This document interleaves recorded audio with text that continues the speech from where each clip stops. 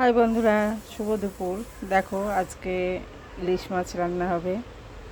তা আমাদের 5 জন মানুষ ডোডোকে দিয়ে আমাদের একটুখানি মাছে হয় না। তা দুটো মাছ নিয়ে এসছে ইলিশ। আর এখানে দেখো মশলাপাতি সব এনেছে, সেগুলো হবে। আর এই দেখো চাল কুমড়ো কেটে রেখেছি, মাছের মাথা দিয়ে রান্না হবে। আর দেখো বেগুন দিয়ে আলু দিয়ে ইলিশ মাছের ঝোল হবে। আর এখানে আমের চাটনি। এটা সব আমাদের দেশের বাড়ির আম। সেখানে 18 কাঠার উপরে আমাদের বাড়ি। 4 ভাই 4 বোন, ভাগ করে যা হবে। আর সেখানে সবাই গাছ লাগায় নিজেদের জমির ওপরে। আম গাছ, জাম গাছ, কাঁঠাল গাছ, লিচু গাছ সব আছে, বাঁশ গাছ।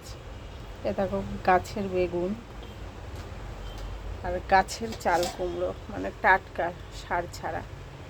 কলকাতায় এমনি পয়সা চিবিয়ে খেতে হয়, সেখানে মানে যা কিছু হোক বাড়ির থেকে ওরা লাগিয়ে খেতে পারে বা বাড়িতে চাষ করতে পারে। ডাঁটার শাক এনেছে, যেটা কাটোয়া ডাঁটা বলে। আর এই দেখো কলমির শাকে দেবো বলে এটা কেটে রেখেছি।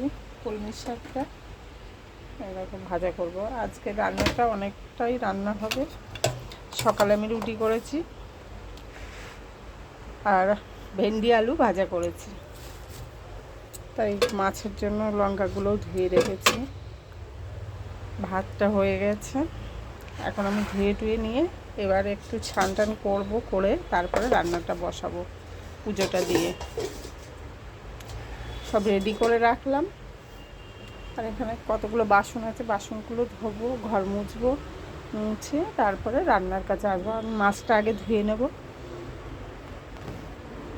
আমরা কলকাতায় থাকি কাজের সোর্সে, কিন্তু দেশ গ্রামে খেয়ে পড়ে শান্তি, বেরিয়ে শান্তি, প্রকৃতির হাওয়া বাতাস, গাছপালা সমস্ত কিছু দেখেও শান্তি।